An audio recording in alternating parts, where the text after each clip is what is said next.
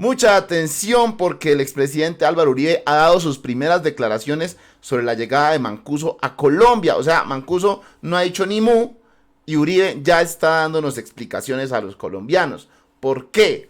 Como decían las mamás, explicación no pedía, acusación manifiesta, ¿no? O culpa manifiesta. Uribe está bastante asustado y se le nota, ¿no? Para estar dando esta clase de explicaciones sin que Mancuso haya dicho absolutamente nada tras su llegada a este país. Bueno, deja mucho que pensar, ¿no? Muchas gracias por estar nuevamente. Esto es Diario Político. Yo soy Wally. Hoy es 29 de febrero de 2024, último día de este mes que se fue volando, contrario a como sucede con enero normalmente, ¿no? Pasó rapidito febrero. Mejor que se haya pasado rápido. Bueno, en este Diario Político no solamente vamos a hablar de las declaraciones de Uribe, también hablaremos sobre la levantada que le pegó, levantada en sentido metafórico, que le pegó David Racero a la senadora Paloma Valencia, porque ella se enorgullece de quebrantar con el quórum en el Congreso, en el Senado, para poder llevar a cabo las votaciones de la reforma pensional. Por favor, hasta que por fin alguien le dijo sus tres verdades a Paloma Valencia. También hablaremos sobre el repunte que tuvo Gustavo Petro en una de las encuestas que normalmente pues son pagadas por los uribistas. Estoy hablando de Inbamer.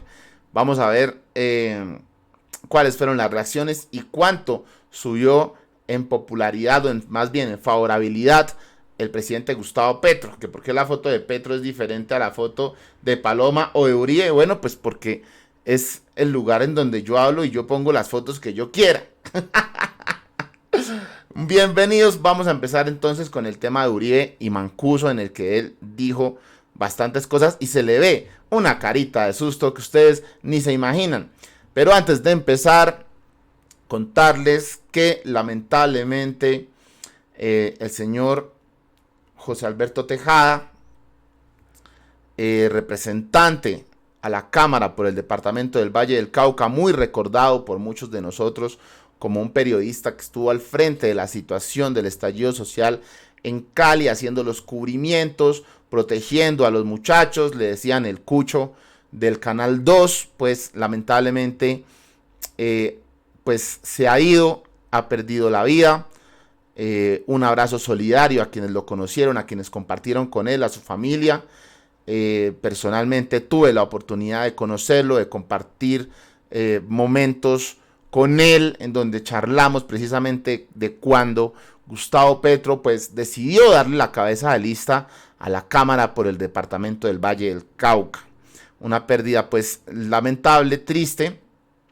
El gobierno de Gustavo Petro escribió lo siguiente: expresamos un profundo pésame a familiares y allegados del representante a la Cámara José Alberto Tejada, recordado por su invaluable rol periodístico en Cali durante el estallido social, paz en su tumba.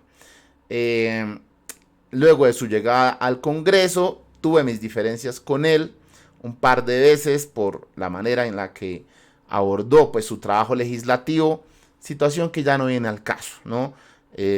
Prefiero pues recordarlo y que muchos pues lo recordemos por esa labor invaluable, heroica, valiente de estar al frente del cubrimiento del estallido social en Cali, en donde definitivamente nos pudo mostrar la realidad de lo que estaba sucediendo allí con todos los muchachos que estaban pues parándose para reclamar por los derechos de los colombianos, y bueno, a lo que él se tuvo que exponer. Los mismos jóvenes en Cali le dieron pues la batuta para que él fuera el candidato del Valle del Cauca a representar la cabeza de lista. Entonces pues bueno, es una pérdida que lamento muchísimo.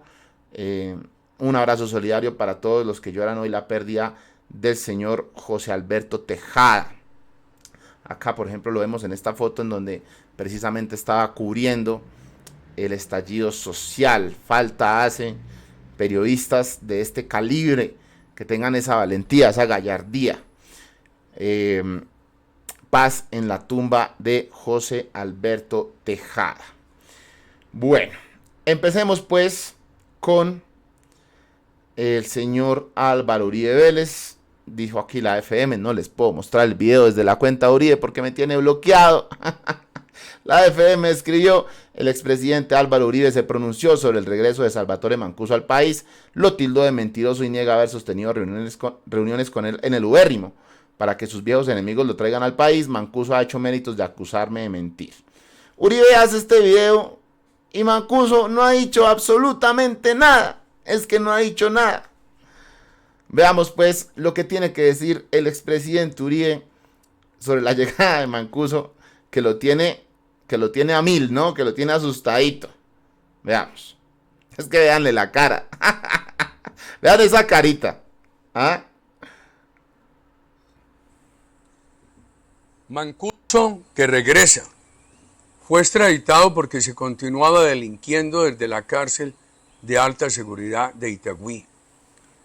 Habían sido trasladados a Itagüí porque periodistas de altísimo reconocimiento me informaron que desde la habilitada cárcel de La Ceja se planeaba una fuga.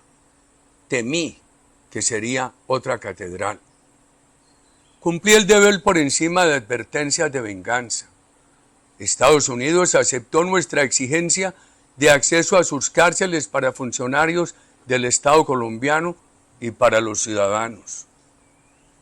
Poco después de ingresados a las cárceles de los Estados Unidos, empezaron a llegar visitantes. Algunos de ellos eran sus enconados enemigos de la víspera. Vean, aquí de entrada les voy a decir una cosa, y es que Uribe habla sobre una posible fuga de la cárcel de Itagüí, y es la excusa que él saca para contarnos que por eso extraditó a varios jefes paramilitares a Estados Unidos. Bueno, si eso estaba sucediendo y si había un peligro de fuga, ¿por qué no le contó a los medios? ¿Por qué hacer el traslado de estos reos en horas de la madrugada, a oscuras, como los delincuentes, ¿no? Como los ladrones, a oscuras? ¿Por qué Uribe no explica esto? Porque la verdad le cuesta, ¿no? Dice, bueno, es que me llegó información que iba a haber una fuga desde la cárcel de Itagüí, donde se encontraba Mancuso en ese entonces, pero no dice por qué a esas horas de la noche, extradición sorpresa, y por qué no le cuenta nada a los medios. Esas son las cositas.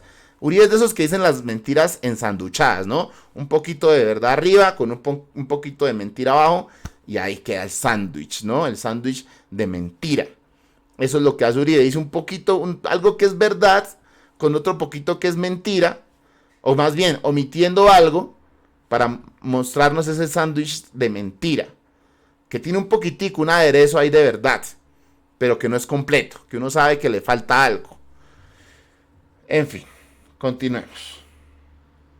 Varios cercanos a la guerrilla, que con afán ofrecían beneficios para que dieran información sobre mis supuestos vínculos con paramilitares. Mancuso miente, jamás se reunió conmigo. Nos saludamos pocas veces por mi vinculación a Montería. No tuvimos conversaciones.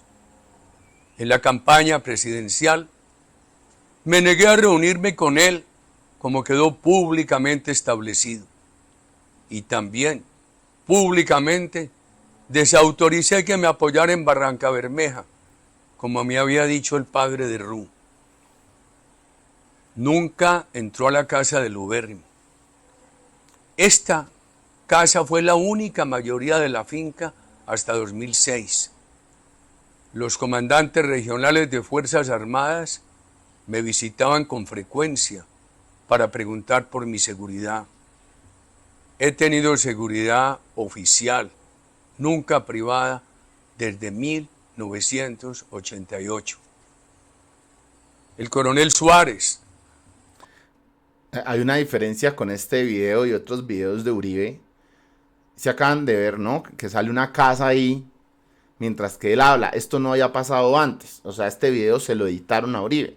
O sea, está su interés que este video no solamente lo grabó y lo subió como salió, porque si ustedes se acuerdan los videos de Uribe, pues él sale prendiendo la cámara, él apaga la cámara cuando termina de grabar. Este tiene edición, ¿ah? Es un detalle no menor. Es decir, le preocupa. Uribe está asustado, realmente asustado. Está preocupado y se le nota bastante. Comandante de la Policía de Córdoba, años 95-96, me visitó a preguntar por mi seguridad. El vehículo quedó en la calle. Esta casa está sobre una vía pública muy transitada. El coronel desmintió a Mancuso, quien dijo que fueron a Lubérrima a reunirse conmigo. Dijo Mancuso que no hablamos sobre paramilitarismo en Antioquia.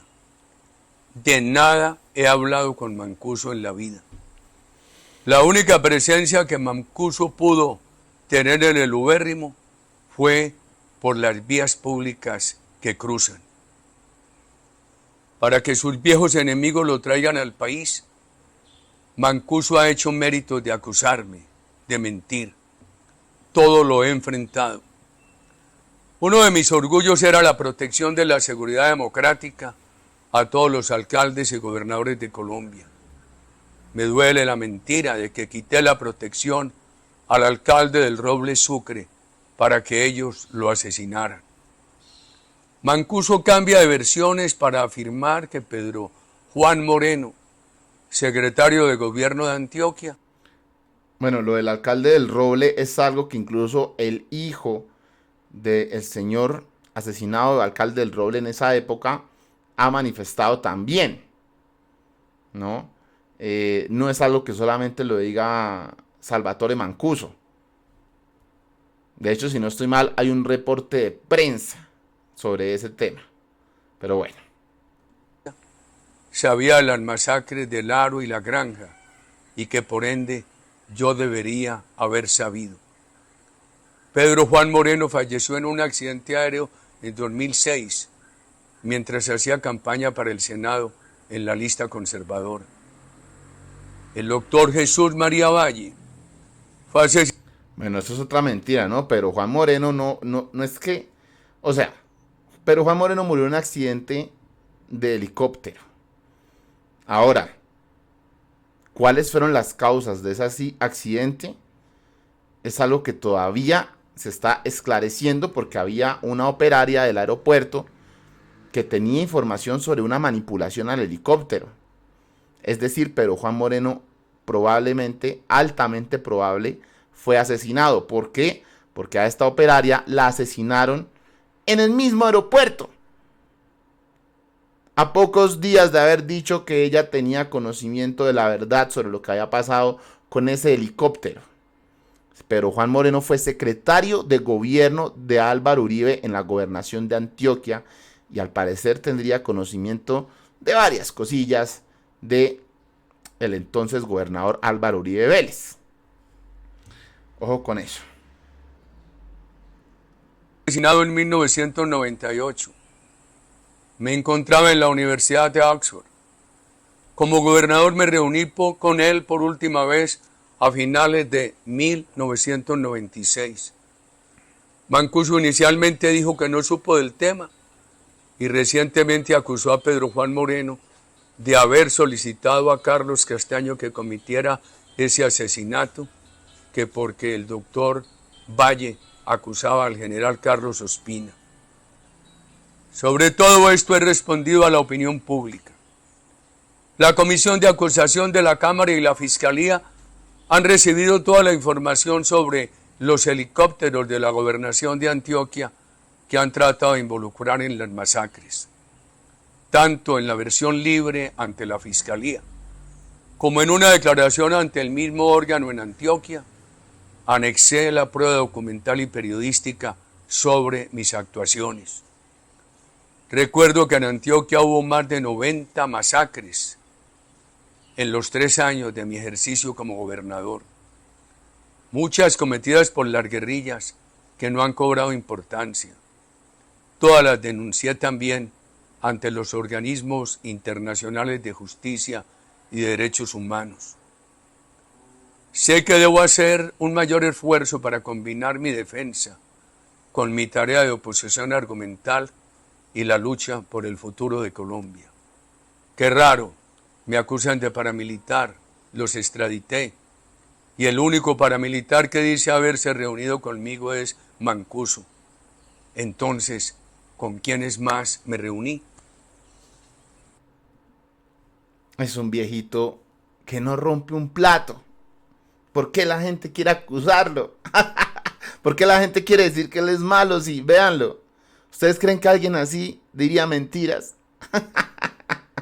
Bueno, ese es Uribe.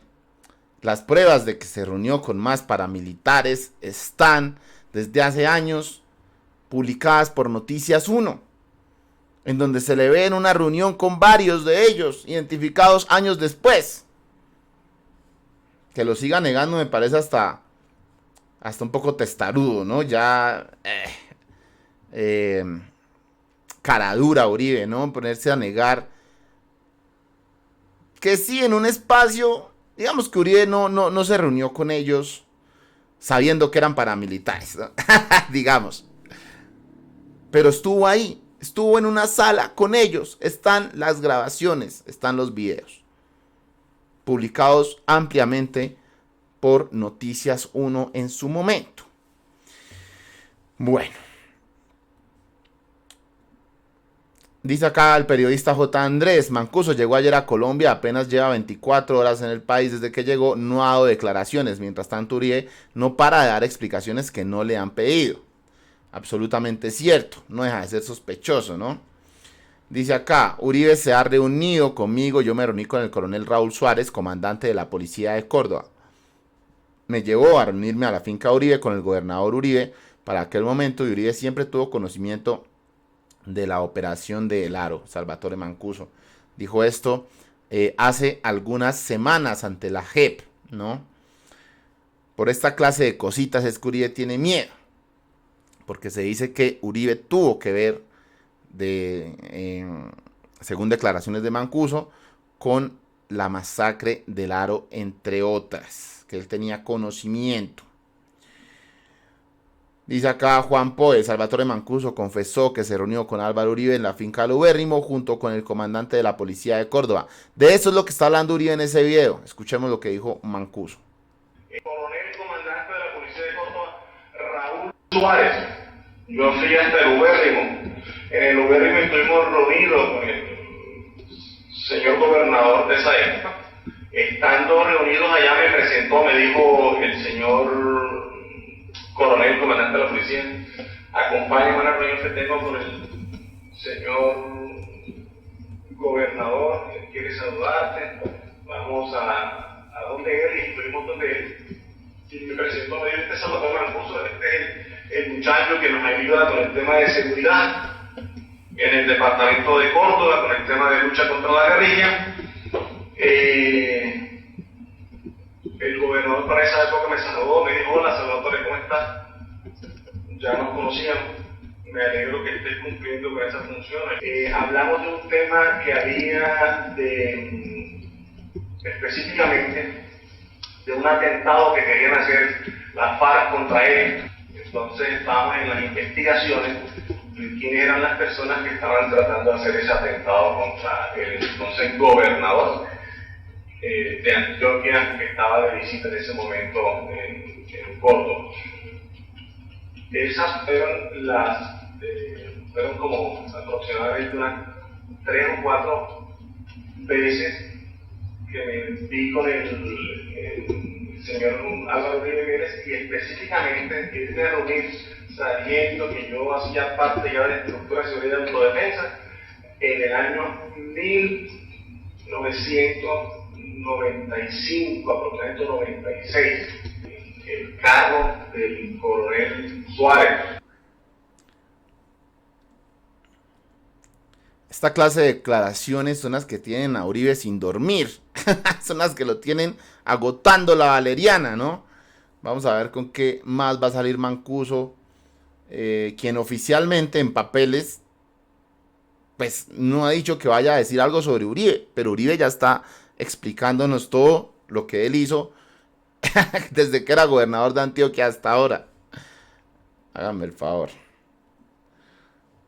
Ojo a este trino que me llamó la atención de Perogrullo. Uribe nunca se imaginó este escenario, nunca.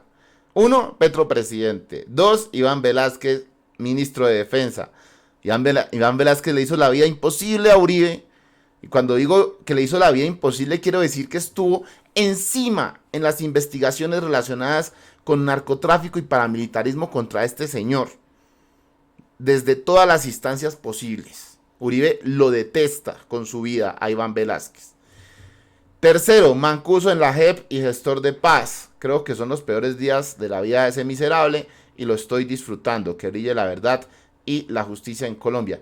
Sin duda, creo que Uribe la está pasando muy mal en estos días, ¿no? Se le nota el sustico en ese video, se le ve en esa mirada que teme. ¿Qué es lo que teme Uribe? Bueno,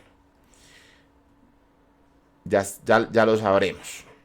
Muy buen trino de Perogrullo. Le voy a dar RT de una vez. Daniel Bejarano, ¿alguien le pidió explicaciones a Uribe o ya está con la culpa declarada? Totalmente de acuerdo, ¿no? ¿Qué hace Uribe explicándonos? Nada. ¿Qué tiene que explicar, mijo? Allá explica a la justicia. Carolina Ramírez, el que da explicaciones no pedidas es porque está asustado. ¿Cierto, Uribe? Claro que sí.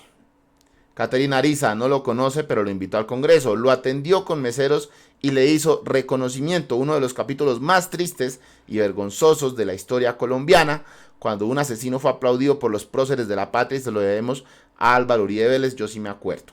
Por supuesto, es un episodio triste, lamentable de la política de este país. Felipe Urrego, Mancuso aún no se sienta a cantar en la JEP y ya asomó la cabeza al pobre viejecito a decir que él no ha hecho nada. ¿Cuál es el miedo? El que nada debe, nada teme y menos sale a dar explicaciones. Uribe es un viejito muy tierno, ¿no? Porque ante la opinión pública se muestra muy tiernito y muy como que no rompe un plato. Pero ustedes ya lo han escuchado en la intimidad. Se ha revelado cuando la corte estaba interceptando sus comunicaciones, cómo hablaba de que las llamadas se las estaban interceptando estos HPs, que le oyen la cara marica. Es decir, hemos visto cómo es su otro rol, ¿no? Cómo es detrás de las cámaras, cómo es su lenguaje cuando nadie lo está viendo. Cambia de ser ese viejito tierno a ser un viejo agresivo, a ser un viejo absolutamente diferente. Es un asolapado Uribe, se puede decir con toda la propiedad. Bueno, estaremos pendientes, por supuesto, de lo que suceda con Mancuso, que no ha dicho todavía nada. Ya Uribe está dando explicaciones. Y Uribe todos los días sigue hablando del tema, sospechosamente. Bueno, pasemos al tema de Paloma Valencia, que se la ha pasado ahora con esta máxima, que es desbaratar el quórum. Desbaratemos el quórum cuando podamos hacerlo y usaremos todos los mecanismos posibles para detener la reforma pensional que está llena de micos. Y con esta estrategia quiere detener la reforma pensional, es decir, sin trabajar. A Paloma Valencia le pagan para ir debatir, ¿no? Primero que todo, debatir, votar, y bueno, para controvertir con argumentos, no para que desbarate el quórum. Eso se llama ser vago. Trabaje, vaga. Trabaje. Y vean cómo se enorgullece del tema. 0 y van 2. Logramos hundir el quórum para detener la discusión sobre la reforma pensional. Estén atentos de cuáles senadores están haciendo quórum al gobierno para que pase esa reforma que vuelve al país absolutamente inviable. Nuevamente volvemos a tener éxito con nuestra estrategia de levantar el quórum. 0 y van 2. Ya van 2 sesiones que no se logra el quórum. Y eso que suspendieron, faltando 5 segundos, una votación donde no iba a haber quórum. Hay que estar muy pendiente de los que están haciéndole el quórum al gobierno. Ya revisó si su senador es de los que está ahí, ya revisó si su partido es de los que está ahí. Estén muy pendientes, escríbale a sus senadores, a su partido. Hay que hacer presión, porque no podemos dejar que nuestros hijos, que nuestros nietos vayan a recibir un país absolutamente inviable. ¿Ustedes se imaginan lo que es deber el 168% del PIB? Es un país que es inviable, es un país que estamos matando desde ahora para que lo entierren las nuevas generaciones de colombianos. Hay que ser responsables con el futuro de Colombia, de nuestros jóvenes y de los colombianos que están por venir, firmes en la lucha contra esta reforma. Paloma puede presentar sus argumentos en debate. Nuevamente Para eso, volvemos a tener éxito con nuestra... para eso es senadora, para que vaya y presente sus argumentos en debate. Y que quienes están llevando la propuesta de la reforma pensional, pues le respondan también con argumentos. De eso se trata, ser congresista. No de irrespetar a los colombianos, no trabajando, evitando el debate, evitando la votación. Dizque levantando el quórum. ¿Qué tal el calibre? Vamos a insistir en no hacer quórum y buscar todos los mecanismos para que la reforma pensional no pueda avanzar. Es una reforma que es una bomba nuclear, aumenta la deuda pensional. Y no se vayan porque viene la levantada de David Racero. Y citaron a las 12 la plenaria del Senado para que sigamos discutiendo la reforma pensional. Anoche les conté que la estrategia fue salirnos. Algunos me decían, ¿y por qué no votaron la moción de censura contra la ministra del Deporte? Pues porque la estrategia del pacto y de todos los partidos de izquierda fue salirse para que no pudiera votarse la moción. Entonces aprovechamos para salirnos y tratar de destruir el quórum. Nos faltó unas poquita gente, si se hubieran salido habían tenido que levantar, pero había quórum deliberatorio. Pero esta vez vamos a tener que insistir en no hacer quórum y en buscar todos los mecanismos para que esa reforma no pueda avanzar. Es una reforma que, como les dije, es una bomba nuclear. Cuando uno dice que se le va a aumentar la deuda pensional, que ya era escandalosa, en 40 puntos del PIB, pues simplemente estamos hablando de que Colombia se vuelve un país inviable. Esta es una reforma para dar un mensaje político, pero que necesita inmediatamente otra reforma para no quebrar el país. No seamos irresponsables, porque las generaciones de colombianos que están por venir también tienen que ser tenidas en cuenta, porque Colombia no solamente puede pensar en lo que le beneficia al gobierno de turno, sino en la continuidad de nuestro país en el largo plazo. Esta gente me da de reír mucho, ¿no? Cómo se nota la defensa de ciertas agendas. Pero bueno. David Racero dijo, indignante, se equivoca la senadora Paloma Valencia, registrarse, irse, reírse y cobrar la sesión no es ninguna estrategia, es una burla ofensiva contra los colombianos. Le exijo respeto a ella y su partido Centro Democrático. Es que cómo se les ocurre a ustedes que una estrategia es no trabajar. Entonces, o sea, a ver, Paloma, vaya y responda con argumentos y convenza al resto de congresistas que usted tiene la razón. Si usted es congresista, está allá para eso, no para que nos cobre a los colombianos por ir y marcar tarjeta y no trabajar. Escúchame lo que dijo David Racero. Es completamente indignante y le exijo respeto a la senadora Paloma Valencia y al Centro Democrático. No por burlarse de los congresistas como ella cree, riéndose por haberse salido de la plenaria, sino por burlarse de los colombianos, por no querer tramitar la reforma pensional. Nuevamente volvemos a tener éxito con nuestra estrategia de levantar el quórum. 0 y van 2. Firmes en la lucha contra esta reforma. Se ríe, se burla porque cree que es una pelea entre partidos contra el presidente Gustavo Petro. Claro, ella no dimensiona porque no lo vive en carne propia, lo que significa tener un familiar que no pueda pensionarse. No le duele a aquellos viejitos que están vendiendo bonais en las esquinas, a aquellos que se están muriendo de hambre pidiendo plata. No le duele, como la mayoría de las familias colombianas, que tienen a su padre, a su madre, a sus abuelos, que se murieron, que se mataron trabajando y que no reciben un solo peso. Ella, que vive de una familia que tiene todas las comodidades, que ella sabe que se va a pensionar y que se va a pensionar muy bien. Indolente, ella, Paloma Valencia y el Centro Democrático, indolentes, indiferentes con los adultos mayores, con los viejos de este país. Esa es la oposición que practican. No les interesa Colombia, no les interesan las familias colombianas, simplemente salirse, burlarse y reírse de nosotros.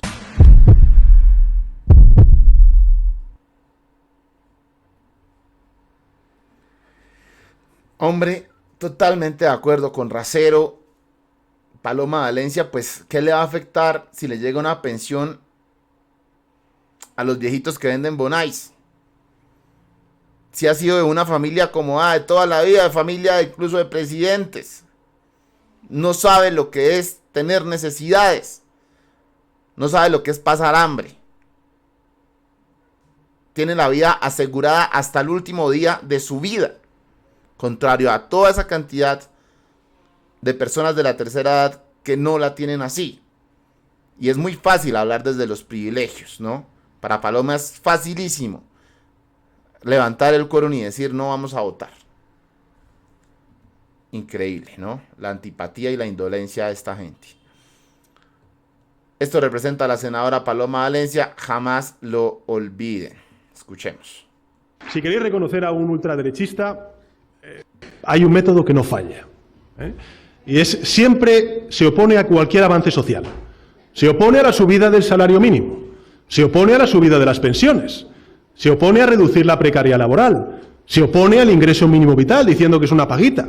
Se opone a la fiscalidad justa. Se opone a las políticas de igualdad entre hombres y mujeres.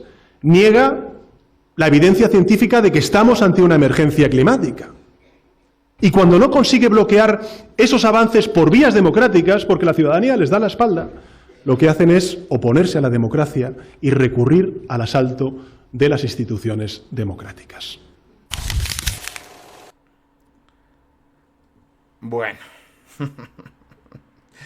ese es Pedro Sánchez, presidente del gobierno de España, que dice cosas muy ciertas. En este caso no se recurre al asalto de las instituciones, pero sí a la vagabundería de no trabajar para evitar que una reforma pase. Increíble. Algunos datos sobre la reforma pensional presentados también por David Racero. Escuchemos. Acá respondo a las preguntas que me hicieron sobre la reforma pensional. ¿Aumentará la edad de jubilación? No, por ningún caso. Sigue igual como está. 57 para mujeres, 62 para hombres. ¿Se aumentarán las semanas para cotizar? No. Continuarán el número de semanas que hoy tenemos en Colpensiones, 1.300 semanas. Esta es muy importante. ¿Qué pasará con los adultos mayores que no pudieron completar el tiempo o no cotizaron? Para hombres mayores de 65 años y mujeres mayores de 62 años recibirán 233.000 pesos mensuales, aumentando casi el 200% de lo que hoy reciben. Y para aquellos adultos mayores de 65 años que cotizaron entre 150 y 1.000 semanas tendrán el apoyo de hasta un bono económico de un 80% de un salario mínimo mensual vigente. ¿Esta reforma beneficia a las mujeres cabeza de familia? Total, completamente. Por cada hijo, una mujer recibirá hasta 50 semanas, máximo 3 hijos. ¿Tendrán beneficio las familias con hijos en condición de discapacidad? La madre o el padre que tengan un hijo en condición de discapacidad tendrán derecho a solicitar la pensión especial de vejez. ¿Van a ser afectados los jubilados actuales? ¿Se les va a quitar la pensión? Nunca. Eso es un mito, una mentira que han querido propagar. A los pensionados actuales nunca se les quitará ningún tipo de derecho. Por último, decir, en Colombia solo 1 de cada 5 personas adultas mayores logran pensionarse. Es el momento de hacer el cambio del sistema pensional, por el bien de nuestras familias, por el bien de nuestros hogares y adultos mayores.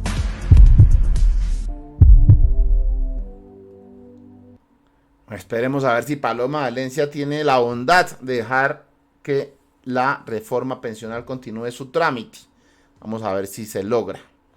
Dice Wilson Arias que rompan el quórum para que no se aprueben las reformas sociales. Orientan Paloma Valencia, María Fernanda Cabal y el Centro Democrático. Así van, ¿no? Y ahí están todos los capturados, imputados en diferentes procesos con doña Mafe Cabal, ¿no? Hay varias figurillas del Panini. Esta es la gente que no quiere dejar avanzar el país, que no quiere dejar que avancen las reformas que pretenden hacer un cambio en Colombia. Pero bueno, eso ya lo sabíamos, ¿no? Para terminar, la aprobación de Petro subió 9 puntos según Inbamer. Encuestas, pues Inbamer sabemos que tradicionalmente han sido muy aliadas de la derecha. En este caso sorprende que Petro haya subido 9 puntos. Entonces hay mucha gente que se está preguntando, ¿será que subió realmente más puntos de favorabilidad Petro y lo están ocultando acá? Bueno, eso no lo vamos a saber. Pero leamos qué fue lo que mostró esta encuesta. Desaprobación de Petro bajó 8 puntos, quedó en 58%. En esta nueva edición de la encuesta Inbamer, el presidente Gustavo Petro recibió una desaprobación del 58%, que está 8 puntos por debajo del resultado de la última encuesta de diciembre.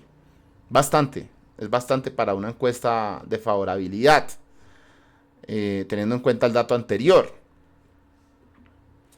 Dice Wilson Arias, aprobación del presidente Petro subió 9 puntos y se ubicó en 35%.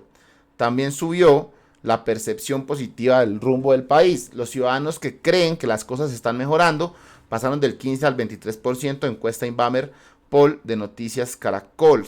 Esta encuesta la presentó Caracol. Bueno. Blue Radio, la favorabilidad de Petro sube del 26 al 35%. Según la más reciente encuesta de Inbamer, la desfavorabilidad del mandatario cae del 66 al 58%. Acá hay un análisis de Poder y Poder, la agencia de asesoría política, que me gustaría compartir con ustedes. Y dice más o menos así. Tengo que actualizar porque si no, no lo pueden ver bien. Ténganme paciencia. Bueno. Empecemos por Gustavo Petro. En términos generales es una buena encuesta para Petro, recupera terreno. Si vamos a los hitos de las últimas semanas, no se encuentra un referente más allá de la pugna con el fiscal, en la que Petro capitaliza y sale ganando.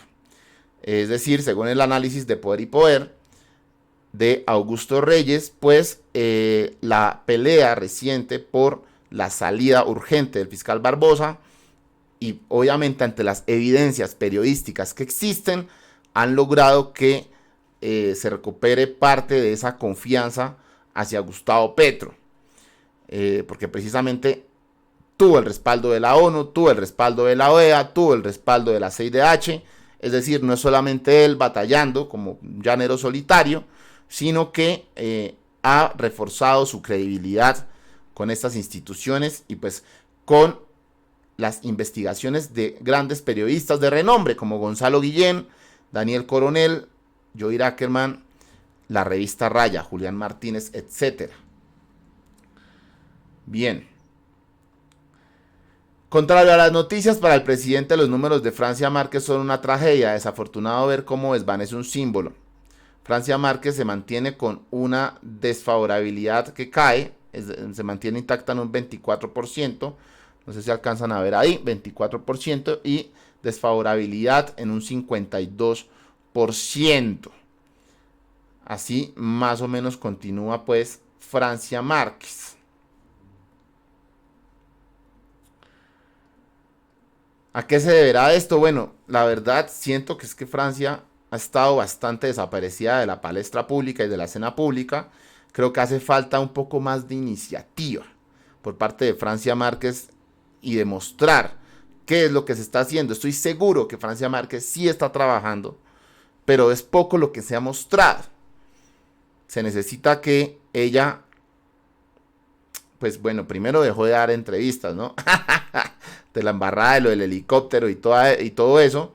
Dejó de dar entrevistas, cosa que la mantiene en el mismo punto de favorabilidad, pero no sube, no despega. Debe mostrar qué es lo que está haciendo, porque estoy seguro que ella está trabajando, pero que muestre, que le enseñe a los colombianos cómo es que ella está trabajando desde las regiones, porque yo sé que ella ha estado muy activa viajando a diferentes regiones del país para solucionar diversos temas. Entonces que lo muestre, ¿no? Puede ser una solución. Llama la atención que el factor corrupción, a diferencia de otras épocas, ya no está tan pegada en la retina del público. Los números aún no reflejan la escandalosa situación de los malos manejos, como lo que se registra en el caso de los carrotanques de La Guajira. Y vemos que la percepción, sin embargo, dice que se mejora. Y acá se habla de un 16% en la percepción sobre la corrupción. Se siente que hay mejora según los colombianos que fueron encuestados. María Fernanda Cabal se mantiene con una desfavorabilidad del 43%, no despega tampoco, se mantiene en menos del 15% de favorabilidad.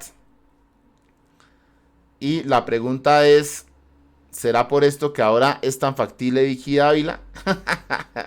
¿Será que por eso a Uribe le está sonando Vicky para la presidencia? Porque es que María Fernanda Cabal no despega su favorabilidad, es decir, no cae bien en sectores de derecha, ni de izquierda, ni de centro. Eso es lo que se puede ver con estos resultados. Bueno.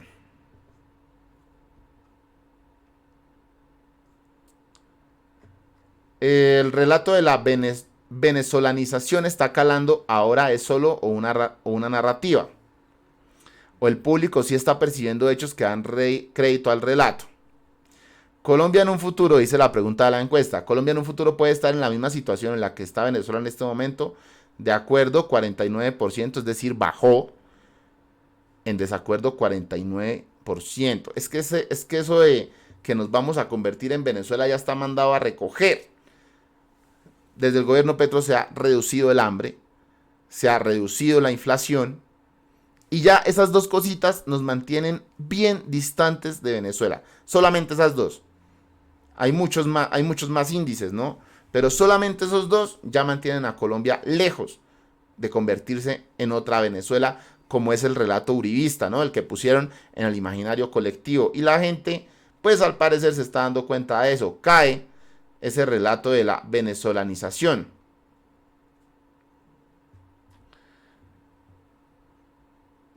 Siguiendo con las observaciones de la encuesta, los números de Claudia López son positivos, teniendo en cuenta que aún está muy fresca su salida de una convulsionada alcaldía, en comparación, incluso en mejor condición que un exalcalde Petro o un exalcalde Peñalosa. Claudia a nivel nacional mantiene una imagen favorable del 41%, esta sí la dudo bastante, y favorable del 41% y desfavorable del 25%, es decir, subió un puntico la desfavorabilidad.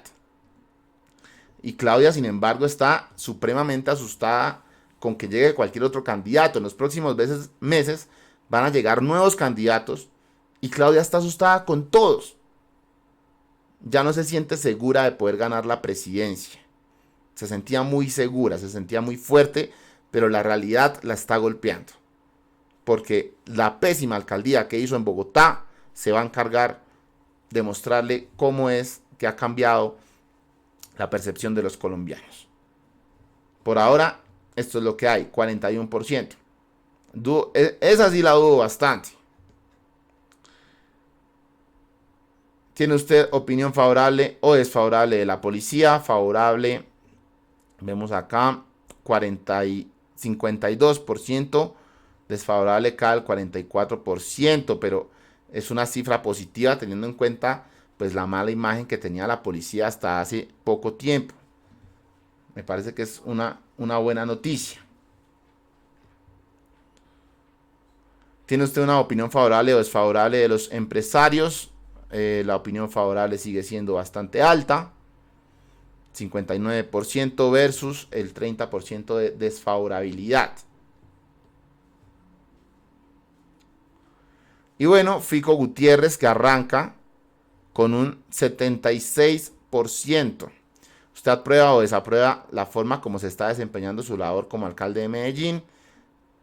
La gente ha votado 76% y desfavorable 17%. Bueno, claramente el rechazo que generó Daniel Quintero en Medellín y esa urgencia de cambio que se sentía en Medellín, pues trae este índice de favorabilidad a Fico Gutiérrez. Ahora, me parece a mí que la gente no ha estado al tanto del problema de basuras tan impresionante que hay en Medellín en este momento, pero no solamente la gente, la Procuraduría no ha dicho ni mu sobre el lío de basuras, que está siendo más grave que el lío que tenía Petro, y a Petro sí, mejor dicho, casi lo crucifican. En fin, estos son algunos datos que dio Poder y Poder.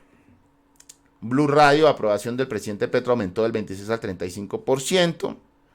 Augusto César dijo, la encuesta se hizo con las 5 ciudades que odian al presidente Petro. A pesar de esto, mejoró su imagen.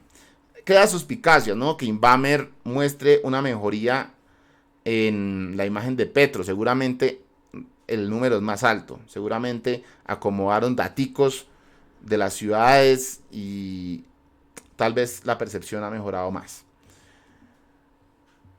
Carito, si Inbamer, que es una encuestadora de propiedad de uribistas pura sangre, se atreve a decir esto es porque la cifra es mayor. Por más basura que le han echado a Petro y al gobierno, al parecer le están sirviendo a ONU. La gente ya no es tonta. Estamos completamente de acuerdo. Es que ya la gente no come entero de cadenas de WhatsApp, la gente ya no come de las noticias. La gente ha despertado y qué bueno eso, ¿no? Qué bueno que poco a poco se vaya dando esa crítica, ¿no? Esa construcción de criterio por parte de los colombianos. Es una noticia que a mí me alegra. Alfredo Ramírez, si lo dice Inbamer es mentira, subió 4 o 5 veces más de lo que ellos dicen. Bueno, eso es algo que se está repitiendo mucho, que probablemente Inbamer, quizás la imagen de Petro haya subido más, pero no lo quieren decir, porque para que hayan mostrado que definitivamente subió, eso es muy raro. Bueno, con esta noticia sobre la aprobación del presidente Gustavo Petro, me despido de Diario Político, les envío un abrazo gigante, gracias por haber estado nuevamente con nosotros. No olviden dejar su like, que es muy importante, suscribirse a este canal, que ya casi llegamos a los 100,000 suscriptores, compartir el video y nos vemos muy pronto. Les envío un abrazo gigante, cuídense mucho, que tengan un feliz resto de día. Chao.